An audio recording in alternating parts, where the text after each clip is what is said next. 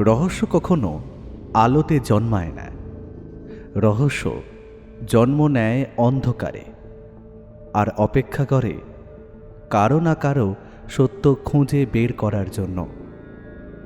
অন্ধকারে ঢাকা শহর, নীরব সাক্ষী দেয়াল, আর এমন কিছু প্রশ্ন যার উত্তর খুঁজে বের করে আনতে পারে একজনই, সত্যান্বেষী ব্যোমকেশ বক্সী। আপনিও যদি ব্যোমকেশ বক্সীর সত্যান্বেষণ ভালোবাসেন, যদি রহস্যের গন্ধ আপনার শিরায় রোমাঞ্চ নিয়ে আসে, তাহলে আপনি একদম সঠিক জায়গাতেই এসেছেন। আমাদের চ্যানেল যদি আপনি প্রথমবারের জন্য শোনেন, তাহলে এক্ষুনি কিন্তু আমাদের চ্যানেলটিকে সাবস্ক্রাইব করুন এবং পাশে থাকা বেল আইকনে ক্লিক করে নোটিফিকেশন অন করে নিন, যাতে নতুন গল্প এলে সবার আগে আপনি জানতে পারেন। বেশ অনেক দিন পর কলকাতায় প্রচণ্ড শীত পড়েছে। এই সময় রাতের কলকাতা যেন নিজের ছায়ার মধ্যেই ডুবে থাকে। রাস্তায় গাড়ির শব্দ নেই বললেই চলে। দূরের কোনো ল্যাম্পপোস্টের নিচে কুয়াশা জমে আছে, আর মাঝে মধ্যে কেবল কোনো একাকী কুকুরের হালকা ডাক ভেসে আসে। চারিদিক নিস্তব্ধ, অথচ সেই নিস্তব্ধতার মধ্যেও এক অদ্ভুত চাপা উত্তেজনা লুকিয়ে থাকে। ব্যোমকেশ সেই তখন থেকেই দরজা বন্ধ করে ঘরের ভেতরে কি যেন পড়ে চলেছে। কখনো ধীরে ধীরে পায়চারি করছে, কখনো আবার চেয়ারে বসে পড়ছে। আমি বাইরে বসেই তার ছায়ার নড়াচড়া বুঝতে পারছি। ঘরের ভেতর থেকে কেবল কাগজ ওল্টানোর মৃদু শব্দ আর মাঝে মাঝে তার গলা খাঁকারির আওয়াজ শোনা যাচ্ছে। এই একটু আগেই বৌঠান এসে বহুবার ডেকে গিয়েছেন রাতের খাবারের জন্য। কণ্ঠে ছিল বিরক্তি আর উদ্বেগের মিশ্রণ। তবু ব্যোমকেশের কোনো সাড়া শব্দ নেই, যেন সে এই পৃথিবী থেকে সম্পূর্ণ বিচ্ছিন্ন হয়ে পড়েছে। আমি আর থাকতে না পেরে দরজার সামনে গিয়ে দাঁড়ালাম। মুহূর্তখানেক দ্বিধা, এখন ডাক দেওয়া ঠিক হবে তো? ও যখন এমন ডুবে থাকে, তখন তার চিন্তার সুতো ছিঁড়ে দিলে ভালো ফল হয় না। তবে ক্ষুধা আর কৌতূহল দুটোই আমায় ঠেলে দিল সামনে। হালকা করে দরজায় দিলাম টোকা। পরক্ষণেই যেন অনেক দূর থেকে ভেসে আসছে সেই চেনা পরিচিত গলা। কি গো, খাবার দাবার ইচ্ছে আছে নাকি? খাবারটা তো ঠান্ডা হয়ে গেল। আসছি, আর একটু অপেক্ষা করো। মিনিট 10 পর ব্যোমকেশ দরজা খুলে বেরোলো চিন্তার ভাঁজ মুখে নিয়ে। আমি জানতে চাইলাম, কি হয়েছে হে? বলি, এতক্ষণ আমাদের অপেক্ষা করিয়ে কি এত পড়াশোনায় মজে ছিলে শুনি? ব্যোমকেশ প্রথমে আমার দিকে আর চোখে তাকিয়ে তারপর সামনের চেয়ারে বসে আলমোড়া ভেঙে বলল, তেমন কিছু নয়, একটা গল্প পড়ছিলাম, দারুণ ইন্টারেস্টিং। পৃথিবীতে এমন জীবও আছে জানা ছিল না, তবে এটা আদৌ কতটা সত্যি তা নিজের চোখে না দেখে বিশ্বাস করা কঠিন। আমি প্রায় আকাশ থেকে পড়ে বললাম, গল্প? জীব? কোন জীবের কথা বলছো? ব্যোমকেশ একটু বড় বড় চোখ করে বলে উঠল, তা এই জীব হলো সেই জীব যেটা রক্ত খায়, কিন্তু বাঘ, সিংহ বা মশা নয়। একে এক কথায় বলতে পারো ড্রাকুলা। আমি বললাম, ড্রাকুলা? সেটা কি? তা সে আবার রক্ত খায় নাকি? ব্যোমকেশ আশ্চর্যান্বিত হয়ে বলে উঠল, কেন, হয় না বলছো? আমি বললাম, হ্যাঁ, হয় নাই তো। ব্যোমকেশ তখন আবার চেয়ার থেকে উঠে সোজা নিজের ঘরে গিয়ে একটা মোটা বই এনে আমার হাতে ধরিয়ে বলল, এই যে, ইনি ড্রাকুলা নামক জীবটির আবিষ্কর্তা বলতে পারো। আমি বইটির দিকে চোখ বোলাতেই বইটির নাম চোখের সামনে ভেসে উঠল। বইটি ব্রাম স্টোকারের লেখা ড্রাকুলা। আমি তৎক্ষণাৎ ব্যোমকেশকে জিজ্ঞেস করলাম, এই বইখানা তুমি কোথা থেকে পেলে? ব্যোমকেশের শটান উত্তর, এম্পেরিয়াল লাইব্রেরি থেকে। আজ সকালে বইটির দিকে হঠাৎ দৃষ্টি যায়।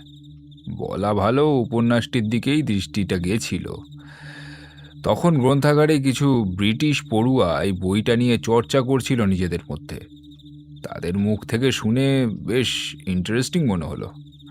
তুমি তো জানোই যে আমার অজানাকে জানার একটা কৌতূহল সব সময় রয়েছে, তাই ভাবলাম দেখি না পড়ে কোনো বিশেষ তথ্য পাই কিনা। তো বুঝলে, পড়ে অনেক কিছু জানলাম, তুমিও পড়তে পারো। আমি বলে উঠলাম, না না, আমার এসব রক্তখেকো জীব নিয়ে তেমন করে ইন্টারেস্ট নেই ভায়া। ব্যোমকেশ আমায় না বলে ছাড়বে না এটা বুঝতে পেরেই বললাম, তবে তোমার কাছ থেকে শুনি না এর বিষয়বস্তুটা কি। এমন সময় পুটিরাম এসে হাঁক মেরে বলল, আর কতবার খাবার গরম করবো দেখো বাবু, এবার তো অনেক রাত হলো, আরে খেয়ে নাও তোমরা এবার। ওদিকে বৌঠান খেয়ে ঘুমিয়ে পড়েছে শুনে ব্যোমকেশ ও এক প্রকার দৌড় লাগালো খাবার টেবিলের দিকে। আমি বুঝলাম বৌঠান কথা শুনেও শোনেননি তখন সে, তাই বোধহয় বৌঠান রাগ করে খেয়ে দিয়ে ঘুমিয়ে পড়েছে শুনে ছুটেছেন।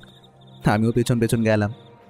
এমনিতেই শীতের রাত, তার উপর আবার খাবার ঠান্ডা হয়ে গেলে গরম গরম খাবারে সেই মজাটাই থাকবে না, তাই আমিও খেতে বসে পড়লাম।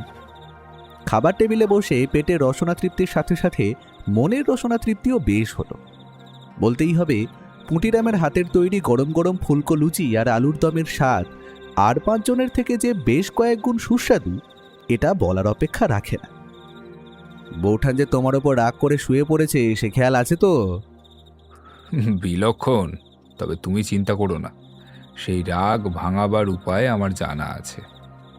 আমি ব্যোমকেশের অমন গিন্নি প্রীতির বহর দেখে ফেলে বলেই ফেললাম, বাবা, বিয়ে হওয়ার পর মানুষ বদলে যায় শুনেছিলাম, কিন্তু এই প্রথম চাক্ষুষ দেখছি।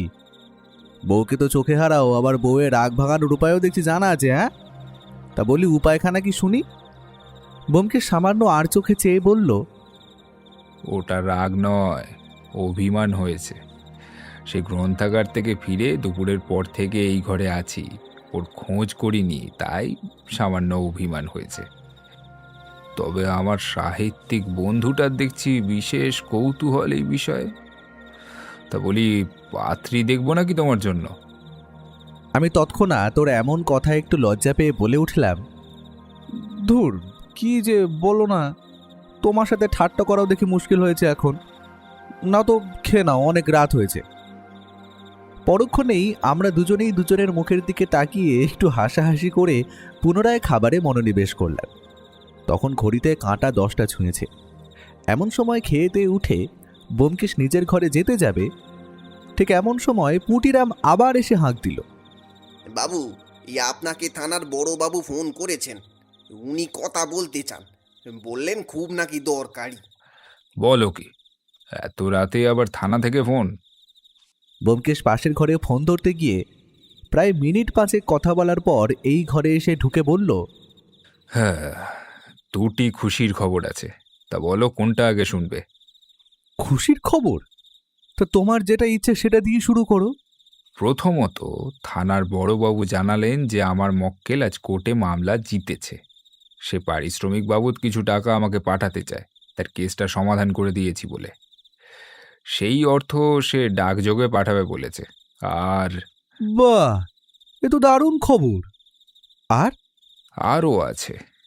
দ্বিতীয় খুশির খবরটি হলো, আপনার বড়বাবুর আত্মীয় যেহেতু আমার মক্কেল ছিলেন, তাই খুশি হয়ে বড়বাবুও আমাকে আর সত্যকে কালিম্পং বেড়ানো 2টো ট্রেনের টিকিট কেটে দিয়েছে এই পরশুর। বললেন ওনারাও যাচ্ছেন বেড়াতে, তাই আমরাও ওনাদের সাথে জয়েন করলে ওনারা খুব খুশি হবেন। ওনারা কালকেই রওনা দেবেন, তাই আমাদের জন্য টিকিটটা কেটে রেখেছেন আগে ভাগেই। আমার কথা উল্লেখ না করায় আমি কিছুটা বিমর্ষ কণ্ঠে বললাম, ও, বলেছেন তো তোমাকে আর বৌঠানকে, তা আমি শুনে কি করব, তোমরাই ঘুরে এসো। ব্যোমকেশ এবার অট্ট হাসিতে ফেটে পড়ে বলল, ওহে ভায়া, আমার কি সাধ্য যে তোমায় ছাড়া আমি যাব? আমি মজা করছিলাম একটু। তোমার জন্য উনি টিকিটের বন্দোবস্ত করে রেখেছেন। উনি বলেননি যে তুমি এই সত্যান্বেষীর পরম বন্ধু হও। আসলে এই খুশির খবরটা বিশেষ করে সত্যর জন্যই। ও আমাকে প্রায়ই বলেছিল কোথাও ঘুরতে নিয়ে যাওয়ার জন্য। বড়বাবুর দৌলতে সেই সৌভাগ্য আমাদের হচ্ছে, কি বলো? তা খবরখানা কি এক্ষুনি দেবে ওকে নাকি কালকে দেবে? ব্যোমকেশ এবার মুখে একটা সিগারেট ধরিয়ে তাতে শুকটান দিতে দিতে বলল, না, ওকে কাল সকালেই বলবো। খবরটি পেয়ে সত্য বেশ খুশি হবে। আমিও বেশ উত্তেজনা বোধ করছিলাম। বলেই বসলাম, তাহলে এবার শুধু ঘোরা, কোনো সত্যান্বেষণ নয়। ব্যোমকেশ আবার একটা সিগারেটে টান দিয়ে বলল,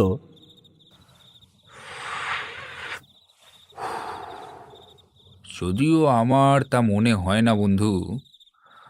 অভাগা যেখানে যায় সাগর শুকায় যায়, ওই প্রবাদটা নিশ্চয়ই জানো। আমার কেমন জানি অদ্ভুত এক রোমাঞ্চ লাগছে। আমি সত্যান্বেষী তো, তাই বোধহয় এরকম। সেই দিনের মতো কথোপকথনে ইতি টেনে দুজনে যে যার ঘরে গিয়ে শুয়ে পড়লাম। পরদিন সকালে উঠে দেখি ব্যোমকেশ বাড়িতে নেই। পুঁটিরাম বলল, আগে দাদাবাবু একটু বড়বাবুর বাড়িতে গেছেন। আমি ভাবলাম, যা বাবা, টিকিট সে তো বড়বাবু ইচ্ছে করলেই হ্যারিসন রোডে পাঠিয়ে দিতে পারতেন। কি জানি কি ব্যাপার। এদিকে বৌঠান আমাকে দেখা মাত্রই বলল, তোমার বন্ধু তো দেখলাম ভোরেই বেরিয়ে পড়েছে, তা তোমাকে কিছু বলে গেছে? আমি এবার বেশ চাপ অনুভব করলাম, কারণ ব্যোমকেশ বৌঠানকে যে এখনো কিছু জানায়নি সেটা আমি জানতাম না। বললাম, কই না তো, তুমি যেখানে আমিও তো সেখানেই। দাদাবাবু বড় দারোগা বাবুকে ছাড়তে স্টেশনে গেছেন। পুঁটিরামের কথা শেষ হওয়ার আগেই দেখলাম ব্যোমকেশ এসে হাজির। আমি তাকে শুধলাম, কি ব্যাপার তোমার? বলি, সকাল সকাল আমাদেরকে না বলে বড়বাবুর কাছে শুধু টিকিট আনতে গিয়েছিলে নাকি অন্য কোনো কারণ? হ্যাঁ? ব্যোমকেশ বৌঠানের দিকে তাকিয়ে দেখল, তারপর তার এক হাতে একটা মোটা খাম আর আরেক হাতে টিকিটের খামটা ধরিয়ে বলল, দুটোই, টিকিট আর পারিশ্রমিক দুটোই পেয়েছি। বড়বাবুর সেই মক্কেল থাকছেন না, তাই ওনার হাতেই আমার পারিশ্রমিকের টাকাটি পাঠিয়ে দিয়েছেন। ব্যোমকেশের এই কথায় সত্যবতীর মুখে এক হাসির তরঙ্গ খেলে গেল। বাহ, এ তো খুব ভালো খবর। তুমি আমাকে এভাবে সারপ্রাইজ দেবে আমি তো ভাবতেই পারিনি। আচ্ছা, আমরা কোথায় যাচ্ছি ঘুরতে বললে না তো? ব্যোমকেশ বৌঠানের হাতের টিকিটের দিকে তাকিয়ে মৃদু হাসি হেসে বলল, কালিম্পং বলেই তো জানি, ওখানে তো তাই লেখা রয়েছে। বৌঠান টিকিটখানা খাম থেকে বের করে সেটা দেখল, তারপর আনন্দে প্রায় আত্মহারা হয়ে বলল, আমি এক্ষুনি সব গুছিয়ে নিচ্ছি, অনেকদিন বাইরে কোথাও বেড়ানো হয় না, আমি চললাম। এই বলে বৌঠান টিকিট এবং টাকার খামগুলো নিয়ে নিজের ঘরে চলে গেল, আর আমরাও রওনা হওয়ার জন্য তোড়জোড় শুরু করলাম। সকালে উঠে দেখি বৌঠান সব ব্যাগপত্র গুছিয়ে ফেলেছে, আর ব্যোমকেশও প্রায় তৈরি। দেখলাম ও প্রথম পকেটে গুজে নিল তার অতি পরিচিত অস্ত্রটি। বললাম, ভায়া, আমরা তো ঘুরতে যাচ্ছি, তাই রিভলভারটা কি না নিলেই নয়? ঘুরতে গেলেও সেখানে কোনো সাধারণ মানুষ যে যাচ্ছে না সেটা বিলক্ষণ জানো তুমি। এই সত্যান্বেষী যেখানে যায় তার শত্রুরাও তাকে ধাওয়া করে, তাই তাদের মুখোমুখি হলে শায়েস্তা তো করতে হবে নাকি? এই বলে একগাল হেসে ব্যোমকেশ পুটিরামের উদ্দেশ্যে বলল, কি হে, রিক্সা এসে গেছে? পুটিরাম মাথা নেড়ে বলল, আগে হ্যাঁ দাদাবাবু, গেটের বাইরে দাঁড়িয়ে আছে। আর দেরি না করে রিকশায় চেপে যথারীতি পৌঁছে গেলাম স্টেশনে সময়ের মধ্যেই। ট্রেনে উঠলাম, আর ওদিকে ট্রেন ছেড়ে দিতেই বৌঠান তার ব্যাগ থেকে বের করলো সেই বইটি, বলা ভালো উপন্যাসটি। আরে, কাল রাত থেকে তো এই বইটাই খুঁজছিলাম। তুমি নিয়ে কি করছো? কেন, পড়বো বলেই তো নিয়ে এলাম। তোমার এসব বিষয়ে ইন্টারেস্ট থাকতে পারে, আর আমার পারে না বুঝি? তুমি এর বিষয়বস্তু সম্পর্কে কিছু জানো? কই, তখন তো বলতে গিয়েও বললে না। পুটিরাম এসে তো গল্প শোনার ইচ্ছেটাই জলে ফেলে দিয়েছিল। এবার তুমি বলো দেখি, কি এমন বিষয়বস্তু আছে ওটায়? কি রক্তখেকো ড্রাকুলার কথা না কি একটা বলছিলে যে? আমার কথা শেষ হওয়া মাত্রই ব্যোমকেশ উপন্যাসটির বিষয়বস্তু সম্বন্ধে আমাদের বলতে শুরু করলো। তবে শোনো, এই উপন্যাসটি লিখেছেন একজন আইরিশ ভদ্রলোক। তার নাম ব্রাম স্টোকার। 1897 সালে তিনি ড্রাকুলা নিয়ে এই উপন্যাসটি লেখেন। এখানে ড্রাকুলা বা ভ্যাম্পায়ার বলতে বাদুর মানুষকে বুঝিয়েছেন। বাদুর মানুষ? বলো কি, এদের অস্তিত্ব আছে নাকি? হ্যাঁ, এই ড্রাকুলা বা ভ্যাম্পায়ারের অস্তিত্ব বাস্তবে আছে কিনা জানি না, তবে এখানে যা বলা হয়েছে সেটা বেশ ইন্টারেস্টিং। তা ঠিক কীরকম? ব্যোমকেশ যা আমাদের বর্ণনা করলো তা হলো এই। ভ্যাম্পায়ারদের বলা হয় ভয়ঙ্কর এক প্রকার অতিমাত্রায় খারাপ পৌরাণিক চরিত্র। এরা হলো সবচেয়ে সেরা পৌরাণিক ক্লাসিক দানব। তবে অবাক করা বিষয় হলো ব্রাম স্টোকারের জন্মের অনেক আগে থেকেই ভ্যাম্পায়ারের ইতিহাস শুরু হয়েছিল। আচ্ছা, এই ভ্যাম্পায়ারদের কি বিশেষ কোনো বৈশিষ্ট্য রয়েছে? রয়েছে। আমি ইম্পেরিয়াল গ্রন্থাগারে ড্রাকুলা সম্পর্কে আরও বেশ কিছু বই ঘেঁটে দেখেছিলাম, আর ওখান থেকে কিছু তথ্য পাই যেগুলো বেশ তাজ্জব করে দেয় আমাকে। যেমন কিংবদন্তি হিসাবে ভ্যাম্পায়ারের প্রায় বিভিন্ন ধরনের বৈশিষ্ট্য রয়েছে।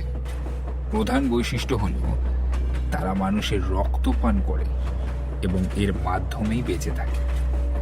তারা সাধারণত তাদের তীক্ষ্ণ দাঁত ব্যবহার করে তাদের শিকারের রক্ত পান করে,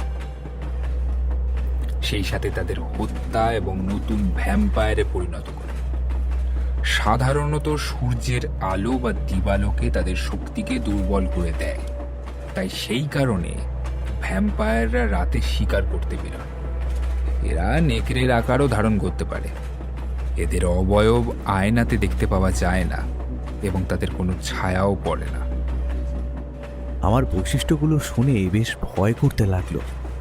বলেই ফেললাম, আহা, এসব বিষয় নিয়ে এখন আলোচনা থাক না, আগে আমরা ওখানে যাই, তারপর শুনবক্ষণ। ব্যোমকেশ তখনই আমার মুখ পানে চেয়ে আমার মনের ভিতরকার অবস্থা বুঝে সেই আলোচনায় ইতি টানল। ফলে আমি একটু স্বস্তির শ্বাস ফেললাম।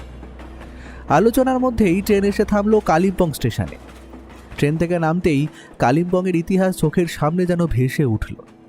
মধ্য ঊনবিংশ শতাব্দীর আগে পর্যন্ত কালিম্পং ও তার সংলগ্ন অঞ্চলগুলি পর্যায়ক্রমে শাসন করত সিকিম ও ভুটান রাজ্য। সিকিমের শাসনে এই অঞ্চল ডালিংকোট নামে পরিচিত ছিল। 1706 সালে ভুটান রাজা একটি যুদ্ধে জয়লাভ করে অঞ্চলটি সিকিম রাজার কাছ থেকে ছিনিয়ে নেয়। তিনি এই অঞ্চলের নতুন নাম রাখেন কালিম্পং। পরে 1780 খ্রিস্টাব্দে গোর্খারা কালিম্পং আক্রমণ করে জয় করে নেয়। 1864-তে ইঙ্গো ভুটান যুদ্ধের পর 1865 সালে সিনচুলা চুক্তি স্বাক্ষরিত হয়। সেই চুক্তি অনুযায়ী তিস্তা নদীর পূর্ব দিকের ভুটানি অধিকৃত অঞ্চলগুলি ব্রিটিশ ইস্ট ইন্ডিয়া কোম্পানির আওতাভুক্ত হয়। 1866 খ্রিস্টাব্দে কালিম্পং দার্জিলিং জেলার অন্তর্ভুক্ত হয়। এখানকার জলবায়ু বেশ মনোরম, তাই ব্রিটিশরা তীব্র দাবদাহ থেকে বাঁচতে এখানে দার্জিলিংয়ের বিকল্প শৈল শহর গড়ে তোলার পরিকল্পনা নেয়। তখন থেকে এখানে ব্রিটিশদের যাতায়াত ক্রমশ বাড়তে থাকে। কালিম্পং থেকে হিমালয়ের তুষারাবৃত উঁচু উঁচু শৃঙ্গগুলি দেখা যায়। মাউন্ট কাঞ্চনজঙ্ঘা বিশ্বের তৃতীয় বৃহত্তম শৃঙ্গ। এখান থেকে তা খুব স্পষ্টভাবে দেখা যায়। এই শহরের ইতিহাস মনে বেশ রোমাঞ্চ জাগায়। আমরা স্টেশন পৌঁছতেই বড়বাবুকে ব্যোমকেশ স্টেশন ঘর থেকে ফোন করতেই বড়বাবু দুটো টাঙা পাঠিয়ে দিলেন হোটেলে যাওয়ার জন্য। হোটেলটি সেখানকার একটি নামকরা কয়েকটি হোটেলের অন্যতম। পাহাড়ি পথ দিয়ে এই কনকনে শীতের সকালে সোনালি রোদ মেখে আমরা এগোলাম। অনেক দিনের অপূর্ণ এক স্বাদ যেন পূর্ণতা পেতে চলেছে, মনে এই ভাবনা ক্রমশ জাগ্রত হচ্ছিল। যদি দূরে মেঘের আড়াল থেকে কাঞ্চনজঙ্ঘার দর্শন মেলে তা তো 16 কলা পূর্ণ হয়, কিন্তু দূরে গাঢ় ঘন কুয়াশার আড়ালে সেই অপরূপ দৃশ্য দেখার সৌভাগ্য সেদিন আমাদের হলো না। ওদিকে দুপুর হতে শুরু করেছে। সেই সময় আমরা হোটেলে পৌঁছালাম। টাঙা থেকে সব মালপত্র নামিয়ে হোটেলে প্রবেশ করলাম। সেখানের ম্যানেজার বাবু ব্যোমকেশকে দেখতেই চিনতে পারলেন। বললেন, নমস্কার, আমার নাম সুকুমার তামাং। আমি এখানকার বেশিরভাগ হোটেলের মালিক। কালিম্পংয়ে গোয়েন্দাকে সুস্বাগতম। আগে আগে আপনি আমার পেশা সম্বন্ধে জানেন দেখছি। তবে আমি ঠিক গোয়েন্দা নই, আমি সত্যান্বেষী। সত্য অন্বেষণ করাই হলো আমার কাজ। ম্যানেজার সুকুমার তার সাথে পরিচয় করিয়ে দিলেন ওই হোটেলের দুজন গার্ডদের সাথে। প্রথমজন বিনয় আর দ্বিতীয়জন বলরাম। বললেন, আপনাদের কোনো প্রকার অসুবিধা হবে না। এই 2 গার্ড সব সময় আপনাদের পাহারা দেবে। এই পাহারার কি কোনো বিশেষ কারণ আছে? আছে ব্যোমকেশবাবু, নিশ্চয়ই আছে। রাতে বাকি কথা হবে। এখন আপনারা ঘরে গিয়ে বিশ্রাম নিন। এই বলে ম্যানেজার চলে গেলেন, আর আমরাও কোনো কথা না বাড়িয়ে হোটেলের কামরায় গিয়ে বিশ্রাম নিলাম।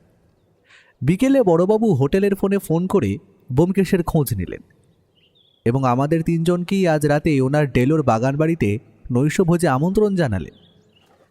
প্রথমত ব্যোমকেশ ওই 2 গার্ড বলরাম আর বিনয়কে সাথে করে নিয়ে যেতে রাজি ছিল না, কিন্তু ম্যানেজার সুকুমারবাবু জোর করেই সেই 2 গার্ডদের আমাদের সাথে পাঠিয়ে দেওয়ার ব্যবস্থা করলেন। আমরা ম্যানেজার বাবুর ওই 2 গার্ডের সাথেই বড়বাবুর ডেলোর বাড়িতে নিমন্ত্রণ রক্ষা করতে পৌঁছলাম। সন্ধ্যা তখন 7টা ছুঁই। সেখানে যাওয়া মাত্রই রীতিমতো আমাদের সাদর অভ্যর্থনা জানিয়ে বড়বাবু ব্যোমকেশ, বৌঠান এবং আমায় নিজের দোতলার ঘরে নিয়ে গেলেন এবং আমাদের বসতে বললেন। সেখানে গিয়ে জানতে পারলাম বড়বাবু ওনার স্ত্রীকে আজ সকালে ট্রেনে দার্জিলিংয়ের আরেক বাগান বাড়িতে পাঠিয়ে দিয়েছেন। ব্যোমকেশবাবু, আপনি আমার আত্মীয়র কেসের যেভাবে সুরাহা করেছেন তার জন্য আমি কৃতজ্ঞ থাকব। আরে না না, ওটা তো আমার পেশার মধ্যেই পড়ে। আচ্ছা, একটা অন্য প্রসঙ্গে কিছু জানার ছিল আপনার কাছে। বড়বাবু সম্মতি দিতেই ভায়া বলল, বাইরে হোটেল কিরিজুর 2 গার্ড আমার সাথে এসেছে। সেখানকার ম্যানেজার সুকুমারবাবু জোর করেই আমাদের সাথে এদের দুজনকে পাঠিয়ে দিলেন। আমি যদিও আপত্তি করেছিলাম, তাও তিনি আমার কোনো কথা শোনেননি। এই বিষয়ে একটু আলোকপাত করতে পারেন কি? বড়বাবুর মুখ তখন কেমন জানি বদলে গেল। এরপর তিনি আমাদের যা বললেন তা শুনে আমরা তিনজনেই খুব আশ্চর্য হয়েছিলাম। বড়বাবু বললেন, ওই 2 গার্ড আপনাদের সুরক্ষার জন্য আপনাদের সাথে এসেছে। আপনারা যেখানে যেখানে এই কদিন যাবেন ওরা আপনাকে রক্ষা করবে বিপদ থেকে। হোটেল ম্যানেজার আমাকে আগেই ফোনে সবটা জানিয়েছে ব্যোমকেশবাবু। ব্যোমকেশ বিস্ফারিত চোখ করে বলল, বিপদ? কোন বিপদের কথা বলছেন, একটু খুলে বলুন তো। আমি আগ বাড়িয়ে জানতে চাইলাম, কিসের বিপদ বড়বাবু? বড়বাবু এবার আমাদের দিকে বড় বড় চোখ করে তাকিয়ে বললেন, ড্রাকুলা বা ভ্যাম্পায়ার, সেই বিপদের কথা বলছি মশাই। ব্যোমকেশ এবার বেশ আশ্চর্য হয়ে বড়বাবুর উদ্দেশ্যে বলতে শুরু করল, কি বলছেন? ড্রাকুলা এখানে কিভাবে? হ্যাঁ ব্যোমকেশবাবু, একদম ঠিক শুনেছেন আপনারা। ড্রাকুলার কোপে এখানকার গ্রামবাসীরা এবং ওই স্থানীয় মানুষরা খুব ভীত সন্ত্রস্ত হয়ে রয়েছে। প্রথমে আমারও বিশ্বাস হয়নি একদম, কিন্তু কিন্তু কি বড়বাবু, আপনি থেমে গেলেন যে? যখন আমিও তার অস্তিত্বের আভাস পাই তখন ভয় পেয়ে গিয়েছিলাম। এই তো গত সন্ধ্যার পর এক বন্ধুর বাড়িতে গিয়েছিলাম কিছু দরকারি কাজে গাড়ি করে। বন্ধুর বাড়ি থেকে ফিরতে দেরি হয়ে যায়। রাত তখন 10টা হবে। গাড়িতে শুধু ছিলাম আমি আর আমার ড্রাইভার কালু। চা বাগানের সামনের রাস্তা দিয়ে গাড়ি এগোচ্ছিল। এমন সময় ওই কিছু দূরে জঙ্গলের মধ্যে থেকে একটা বিকট চিৎকার ভেসে আসতে শুনলাম। সেই চিৎকার শুনে আমার ড্রাইভার গাড়ি থামিয়ে আমার নির্দেশে জঙ্গলের মধ্যে কিছুটা যেতেই প্রায় রক্তে ক্ষতবিক্ষত হয়ে সে ড্রাকুলা ড্রাকুলা বলে চিৎকার করে এই বেরিয়ে আসতে আসতে এই গাড়ির সামনে এসে জ্ঞান হারায়। আমি গাড়ি থেকে নেমে দ্রুত টর্চ জ্বালিয়ে দেখি ওর ঘাড় থেকে রক্ত ঝরে পড়ছে, আর যেন কেউ ওর ঘাড়ে তীক্ষ্ণ দাঁত দিয়ে কামড় বসিয়ে দিয়েছে। সেই 2 ছিদ্র কি গভীর! কিছুক্ষণ ও ছটফট করতে করতে তারপর জ্ঞান হারায়। আমিও তখন ওকে কোনো মতে তুলে নিয়ে এই গাড়িতে বসিয়ে ড্রাইভ করে আমাদের ওই ডেলোর একজন চিকিৎসকের কাছে নিয়ে গেলে উনি হসপিটালে ফোন করে ওকে ওখানে নিয়ে যাওয়ার ব্যবস্থা করলে ও প্রাণে বাঁচে। কিন্তু ওর জ্ঞান আজ সকাল অবধি ফেরেনি। জ্ঞান কতক্ষণে ফিরবে সেই বিষয়ে ওখানকার চিকিৎসকরাও কিছু নির্দিষ্ট করে জানাতে পারেননি আমাকে। ওর ওখানেই এখন ট্রিটমেন্ট চলছে। ব্যোমকেশ আমার দিকে একবার তাকালো, তারপর একটা সিগারেট ধরিয়ে বলল, তা আপনি কি করে বুঝলেন ওটা ড্রাকুলা জাতীয় কিছু? বুঝতাম না ব্যোমকেশবাবু। বলতে পারেন এই বিষয়ে আমার পূর্বে কোনো ধারণাই ছিল না, তবে আমার এক বন্ধুর দৌলতে একটা বই পড়ে সেটার সম্পর্কে অনেক কিছু জেনেছিলাম। ব্রাম স্টোকারের লেখা ড্রাকুলা উপন্যাসের কথা বলছেন কি? আগে ঠিক তাই। আচ্ছা, আপনি জানলেন কি করে? ব্যোমকেশ তখন সিগারেট একটু টান দিয়ে বলল, আমিও সেই উপন্যাস পড়েছি এবং এই ড্র্যাকুলা বলুন বা ভ্যাম্পায়ারই বলুন, এ বিষয়ে বেশ কিছু তথ্য জেনেছি, যেটা আমার খুব রহস্যময় ঠেকেছে। সত্যবতী অনেকক্ষণ আমাদের কথা চুপ করে শুনছিল। তারপর সে আর থাকতে না পেরে বলল, উপন্যাসটা আমি আমার সাথে করে নিয়ে এসেছি, যদি কোনো কাজে লাগে বলবেন বড়বাবু। আচ্ছা, তুমি এবার এত হেয়ালি না করে সকালে ট্রেনে যেটা বলছিলে সেটাই বলো না। বলবো, তবে এটা আর একটি নতুন বিষয়, একটু বিস্তারিত বলি এবার। উপন্যাসে যেটির উল্লেখ রয়েছে আর 5টি ড্রাকুলা সম্বন্ধীয় বই পড়ে একটা কালো কিন্তু ভয়ানক ইতিহাস সম্পর্কেও জানতে পারি। সেটা হলো ব্রাম স্টোকার তার বিখ্যাত গ্রন্থের প্রধান চরিত্রটির নামকরণের ক্ষেত্রে একটা ব্যক্তিকে অনুসরণ করেছিলেন। তিনি ভ্লাদ ড্রাকুলা। তার নামানুসারে কাউন্ট ড্রাকুলার নামকরণ করেছিলেন। তিনি রোমানিয়ার ওয়ালাচিয়ার শাসক ছিলেন। কিছু ঐতিহাসিক তাকে অত্যন্ত নির্মম ও নিষ্ঠুর শাসক হিসাবে বর্ণনা করেছেন। তিনি তার শত্রুদের একটি বিশেষ উপায়ে হত্যা করতেন, আর এটা ছিল কাঠের একটি খণ্ডকে তিনি তার শত্রুদের বুকে গেঁথে হত্যা করতেন। কিংবদন্তি অনুসারে ভ্লাদ ড্রাকুলা যাদের হত্যা করতেন তাদের রক্তে তিনি রুটি ভিজিয়ে খেতেন এবং অবশ্যই এটি তিনি উপভোগ করতেন। এই গালগল্পগুলি সত্যি কিনা তা কিন্তু সঠিকভাবে জানা যায়নি।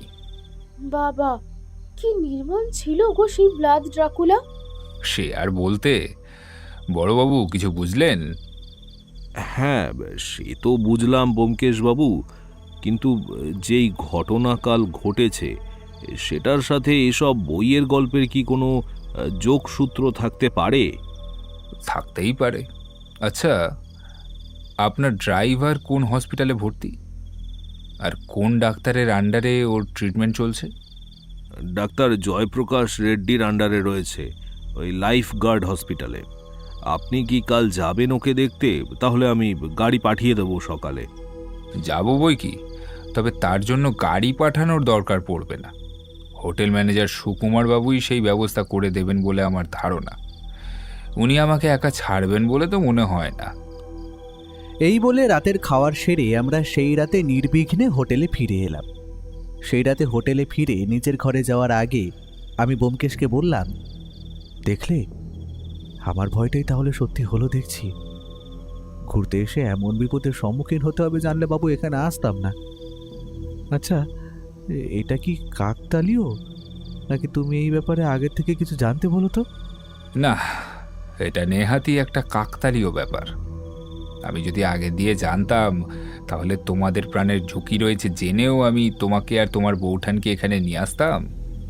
আমি জানতাম এমনটা ব্যোমকেশ কোনোদিন করবে না। সে আমার কাঁধে হাত রেখে বলল, সত্যান্বেষী যেখানে যাবে সেখানে বিপদ ওত পেতে থাকবে, সেটাই তো স্বাভাবিক। এটাও সেরকম, না চাইতেও বিপদ এসেই পড়ে। তবে এখনো তেমন কিছু হয়নি। কাল আগে হসপিটালে যাই, গিয়ে দেখি ব্যাপারটা কি, তারপর বোঝা যাবে। কথা শেষ করে আমরা দুজনে নিজেদের রুমে চলে গেলাম। সকালেই কনকনে ঠান্ডায় উঠে রুম থেকে বেরিয়েই ম্যানেজার বাবুর থেকে জানতে পারলাম ব্যোমকেশ ভোরেই গাড়ি করে চলে গেছে কালিম্পংয়ের গরু ভাতানে স্থিত একমাত্র হসপিটালের উদ্দেশ্যে। দুপুর গড়িয়ে বিকেল হতে ও ফিরল। আমি গেলাম তার কাছে পুরো ঘটনার বৃত্তান্ত শুনতে। নিজের চোখে না দেখলে বিশ্বাসই করতে পারতাম না যে এভাবেও কেউ কাউকে কামড়ে দিতে পারে। তবে আমি যাবার 1 ঘন্টা আগেই কালুর জ্ঞান ফিরেছে। সেখানে গিয়েই আমি সেটা জানতে পারলাম। ডাক্তার রেড্ডিকে বলা মাত্রই উনি কালুর ঘরে আমাকে ঢোকার অনুমতি দেন, যদিও আমি তার পরিচয় গোপনই রাখি। এটাই শুধু বলেছি যে আমি বড়বাবুর লোক। তা সেখানে গিয়ে কিছু জানতে পারলে? ব্যোমকেশ এবার একটা সিগারেট ধরিয়ে নিয়ে সেটায় টান দিতে দিতে বলল, কালু যেটা বলল সেটির সাথে আমাদের কল্পনার অনেকটাই মিলে যাচ্ছে ভাইয়া। মানে সত্যি ড্রাকুলা নাকি? তুমি বাপু পুরো ঘটনাটা খুলে বলো তো, বড্ড হেয়ালি করছো তুমি। মানেটা খুবই পরিষ্কার। ড্র্যাকুলা নিয়ে যেই আবছা একটি অবয়বের চিত্র গত 2 দিন ধরে আমাদের মনে ঘুরপাক খাচ্ছে, কালুর মতে সেই ড্র্যাকুলার বর্ণনা অনেকটা তেমনি। কালুর কথা মতো সে জঙ্গলের ভিতর একটু পা বাড়াতেই দেখে একজন মানুষ রক্তাক্ত অবস্থায় পড়ে রয়েছে, আর তার সম্মুখে সেই অতিমানব বা ড্রাকুলা দাঁড়িয়ে। কে কে বলে চেঁচাতে ড্রাকুলাটা ঝাঁপিয়ে পড়ে কালুর ওপর, আর তার তীক্ষ্ণ ধারালো দাঁত দিয়ে কামড় বসিয়ে দেয়। কোনো ক্রমে কালু তার হাতের টর্চের বাঁট দিয়ে সেই ড্রাকুলার মাথায় একটা আঘাত করতে সমর্থ হয়, আর কোনো ক্রমে প্রাণ বাঁচিয়ে দৌড়াতে দৌড়াতে রাস্তায় বড়বাবুর গাড়ির কাছে এসে ড্রাকুলা ড্রাকুলা বলে চেঁচিয়ে ওঠে। তারপর ওর আর কিছু মনে নেই। কালুর বর্ণনা অনুযায়ী সেই ড্রাকুলার উচ্চতা ছিল প্রায় অনেকটাই, মানে ধরো প্রায় 7 ফুটের মতন তো হবে। দেহে পালোয়ানের মতো শক্তি ছিল। কথাটা শুনে আমি অবাক হয়েছি সব থেকে বেশি। আমি জিজ্ঞেস করলাম, কালু তার মুখটা দেখতে পেয়েছিল? আজ্ঞে না, অত ঘন অন্ধকারে ঠিক দেখতে পারেনি, কিন্তু আজ যেটা ডক্টর রেড্ডি বললেন তাতে একটা সন্দেহের দানা বাঁধছে বই কি। আমি নিজেও এই ব্যাপারটা নিয়ে সন্দেহ প্রকাশ করছিলাম, যদিও। কিসের সন্দেহ? কালুর সাথে দেখা করতে এসেছিল আর একজন ব্যক্তি। ডক্টর রেড্ডি বললেন একজন মাঝবয়সী ভদ্রলোক কালুর খোঁজ নিতে এসেছিল আজ ভোরেই, কিন্তু তখনও ওর জ্ঞান ফেরেনি, তাই ডক্টর রেড্ডি অনুমতি দেননি। তুমি ওই লোকটার পরিচয় জানতে পেরেছো? এখনও না। লোকটি নিজে হসপিটালে প্রবেশ না করে নিজের ড্রাইভারকেই বোধহয় পাঠিয়েছিল কালুর খবর নিতে। সেই লোকটিকে না দেখলেও হসপিটালের কয়েকজন বাইরে একটি লাল রঙের গাড়ি দাঁড়িয়ে থাকতে দেখেছে, আর সেটা আমি জিজ্ঞাসাবাদ করে জেনেছি। আমি তো কথাটা শুনে যার পর নাই হতবাক হলাম। বললাম, লাল রঙের গাড়ি? আচ্ছা, তুমি বড়বাবুকে এই বিষয়ে কিছু জানিয়েছো? ওনার গাড়িটাও তো লাল রঙেরই। ও মাথা নেড়ে না বলল।